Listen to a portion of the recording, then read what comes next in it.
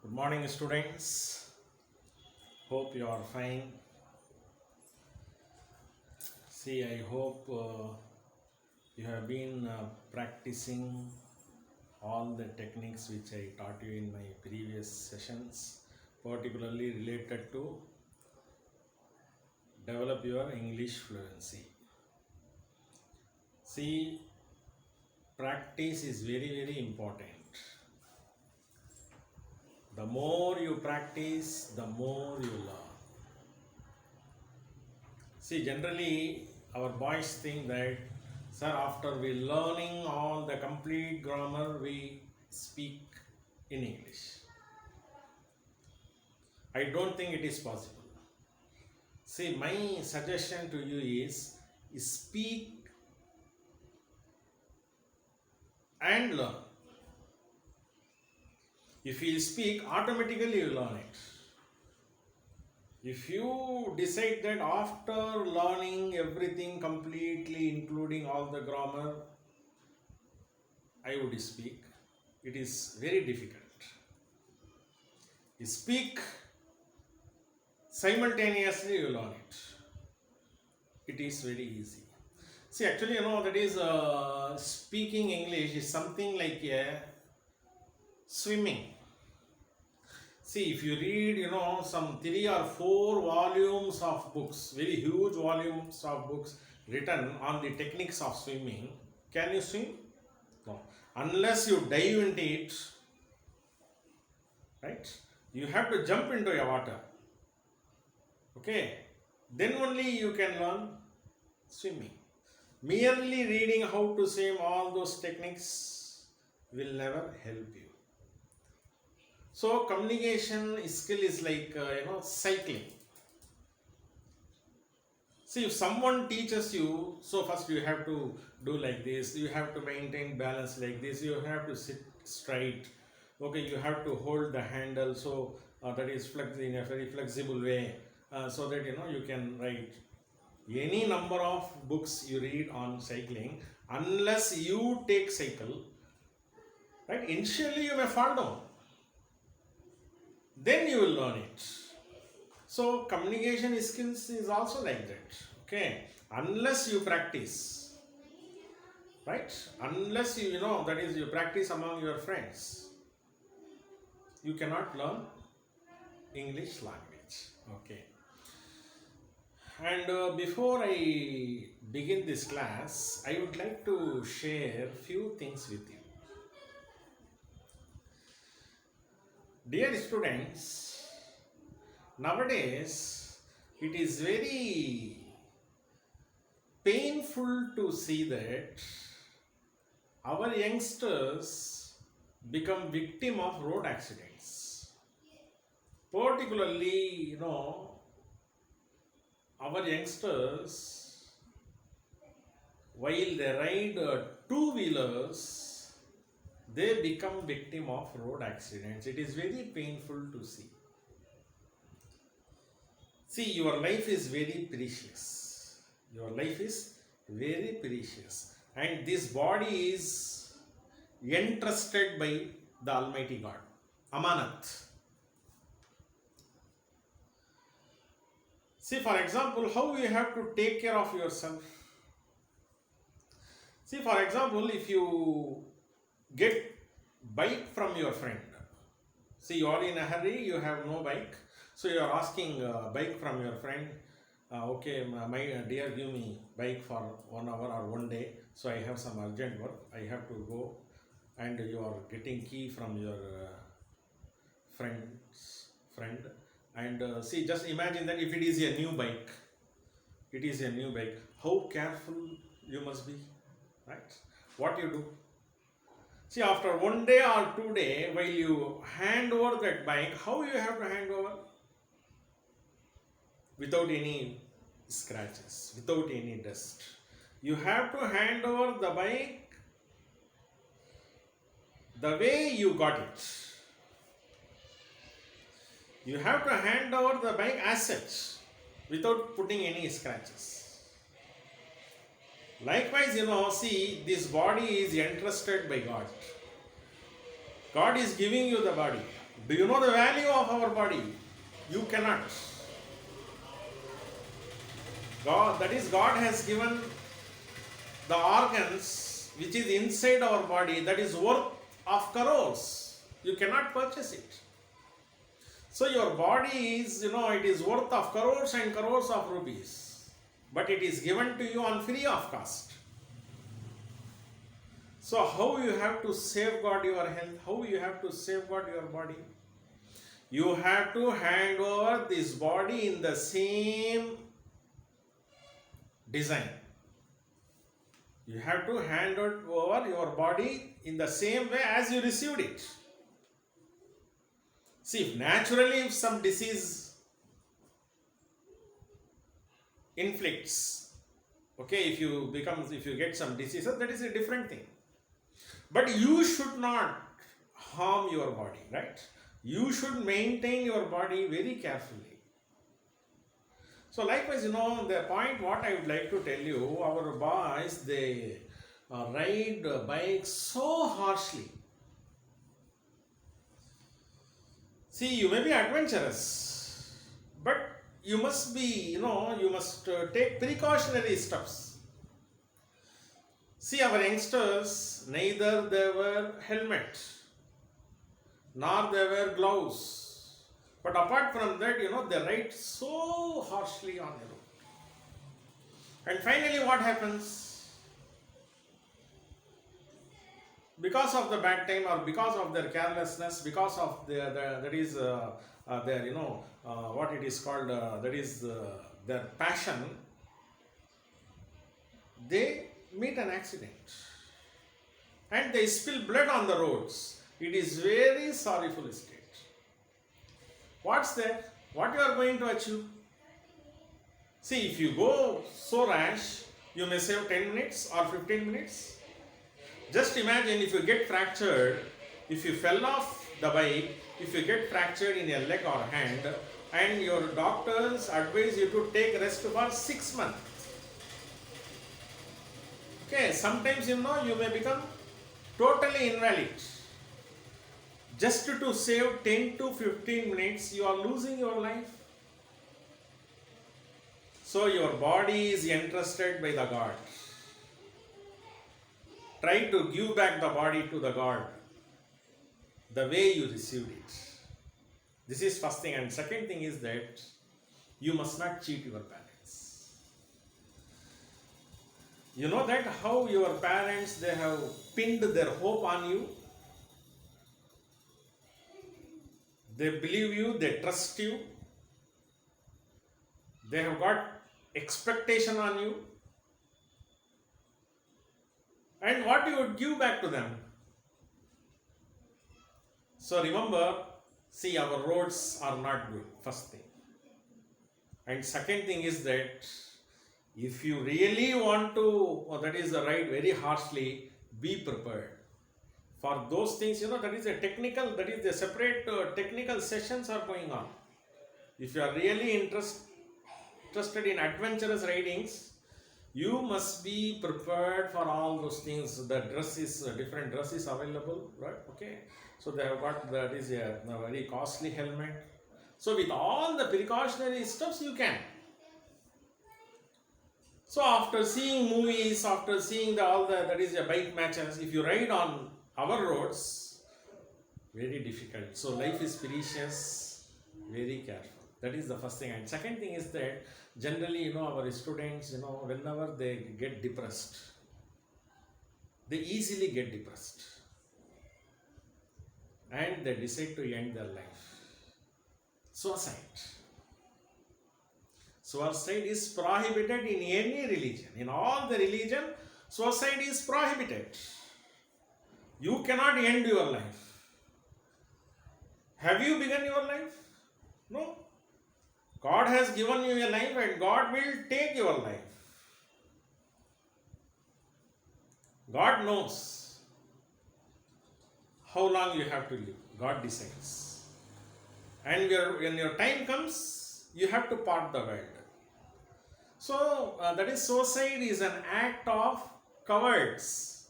Cowards do suicide. Suicide is a permanent solution for temporary problem.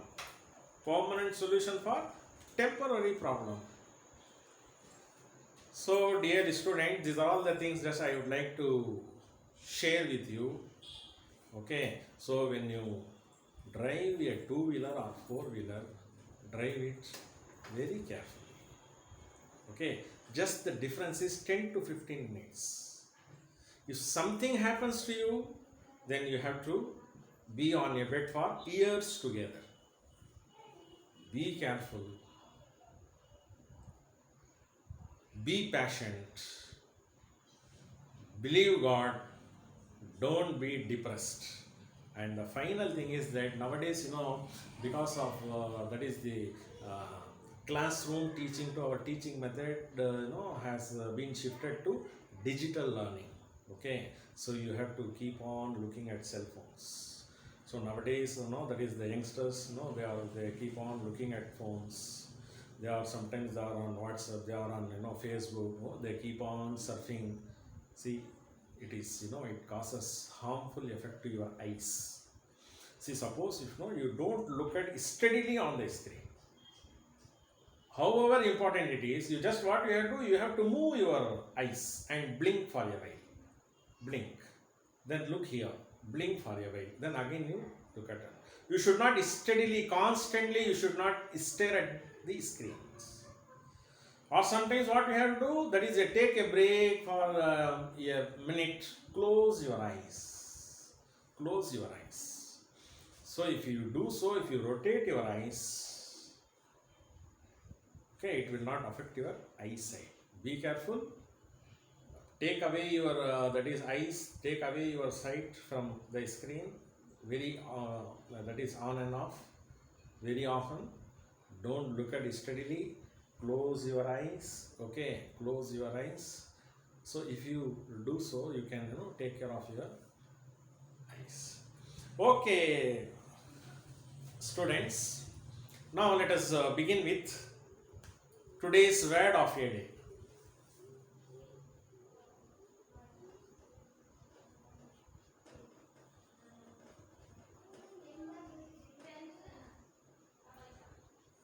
And today's word is endearing. Endearing. It is an adjective. Endearing. The meaning is lovable. Lovable. And the usage is he had an endearing manner.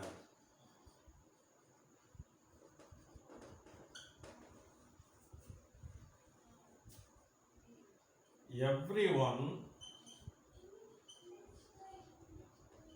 likes her endearing behavior. Endearing means lovable, attractive, fascinating. So this is an adjective. Endearing. And the usage is he had an endearing manner, or you can write he has an endearing manner. Everyone likes her endearing behavior, lovable behavior, attractive behavior, endearing. This is today's word. Take down this. Okay. In our previous class, we discussed verb and its type. Verb is a describing word. A sentence may have any number of verbs. A sentence may have one verb or more than one verb. And further, verb classified into two types. One is transitive verb, another one is intransitive verb. If verb takes object with it, it is called as transitive verb. If a verb does not take object with it, it is called as an intransitive verb. Okay, so how to identify transitive verb? 3 points. The first thing is that your verb has object with it. And the second one is your verb is that a sentence answers the question what. Answers the question what. And the third one is if a sentence, if it is possible for you to convert from active to passive voice, that is if it is converted into passive voice, that sentence is called as a transitive verb sentence. Okay, so three things. It has object with it. It must answer the question what, and the another one is that it must be converted into passive voice. For example, in a sentence, a verb can be acted as a transitive, but the same verb can be acted as an intransitive in another sentence. For example, he is drinking water. He is drinking water. What type of verb it is? Transitive verb. He is drinking what? Intransitive verb. Because here, that is in the first sentence, water is an object, so it is an intransitive verb. So in the first sentence, drinking is a transitive verb. In the second sentence, drinking is an intransitive verb. Okay.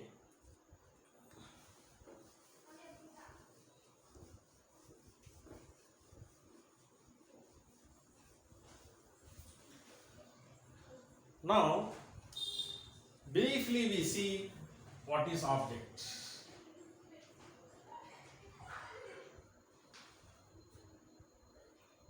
Object has two types. One is direct object, another one is indirect object. Direct object, indirect object.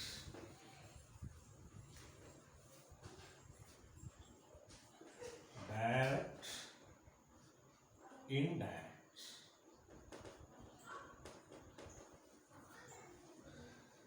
How to identify this? Very simple.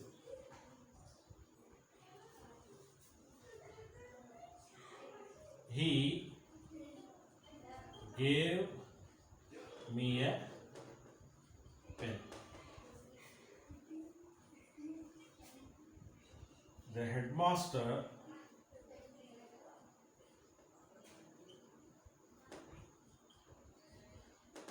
distributed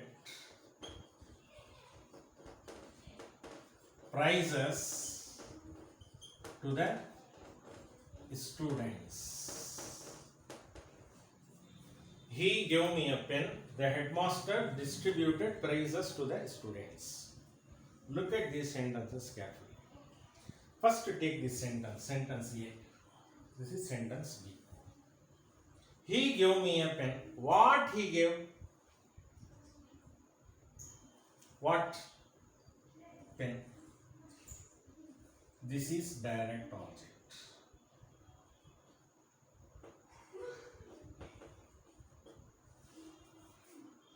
Whom the pen is given? Me. Indirect object. Can you understand this? The headmaster distributed prizes to the students. What? First ask the question. What he distributed? Prizes. Direct object. To whom he distributed prizes? Students. Indirect object. Understand this? So, direct object, if it answers the question what, it is called as direct object. If it answers the question whom, it is indirect object.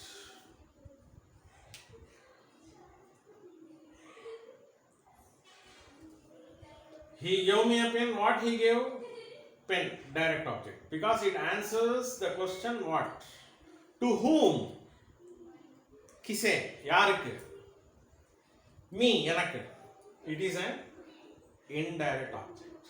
The headmaster distributed prizes to the students. What he distributed?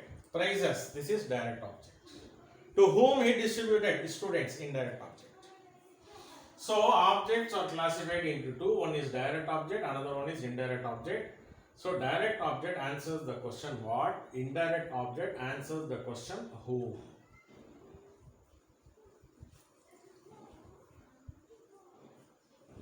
His grandmother told him a story.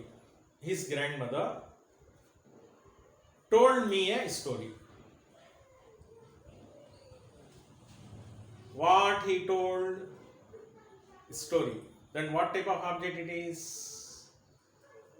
What she told? Story. So story is a direct object. He told me. So me is indirect object. Okay. So remember one thing. Direct object is one which answers the question what, and indirect object is one which answers the question who. Understand? See, you have to practice, you have to write many sentences, okay? So I will check all your notebooks. I will check all your notebooks when I meet you in person, okay? So it would be a very nice moments, right? We discuss so many things in our classroom.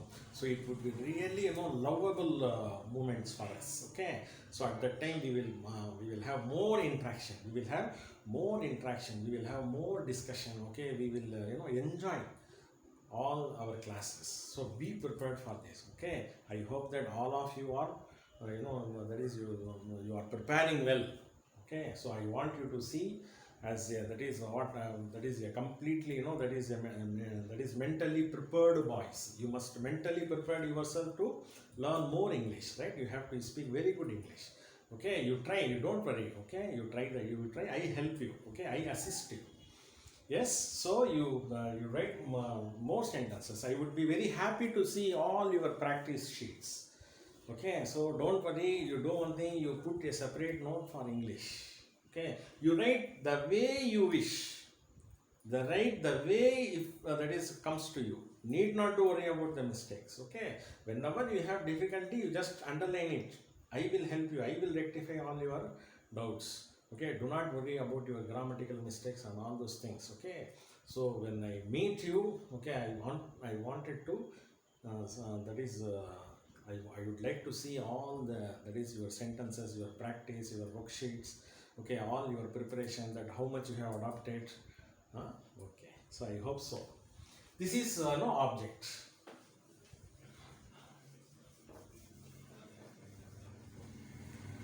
Now we shall see the possessive case.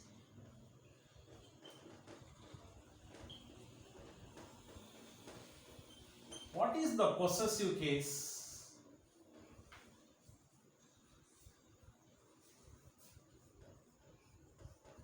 Apostrophe. Apostrophe. The last one is E. Apostrophe. See, usually you might have seen on the signboards of shops. They write like these stores, and the artist, sometimes they put here that is this here or sometimes here, and majority of people, they do not know what does it mean. I don't know what that artist thinks. Sometimes he puts apostrophe here or sometimes here, right? So whenever people write, they do something, they put here or here. Right? What does it mean? Have you ever thought about it? This is called as apostrophe. In a grammar, that symbol is called as apostrophe, and the name is possessive case. Very simple. Rahim's book. Rahim's book. Ravi's car. What does it mean? Rahim possess that book. Rahim possess. Possessive. Possessive means that which you have. Which you have. Possession. That is your asset. That is yours. Rahim's book means the book belongs to Rahim. Ravi's car means the car is a possession of Ravi. Okay. Rahim book. Ravi unudiya car. Uska. Okay. The meaning is uska. Avanudiya. Avaludiya. This is called as possessive case. So usually what we do, we put possessive case here. Okay. Suppose if the noun is plural.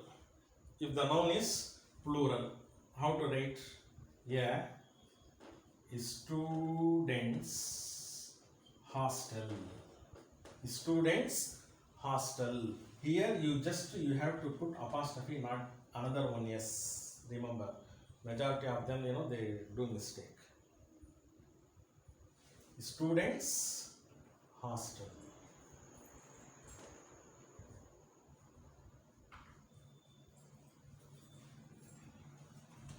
Okay.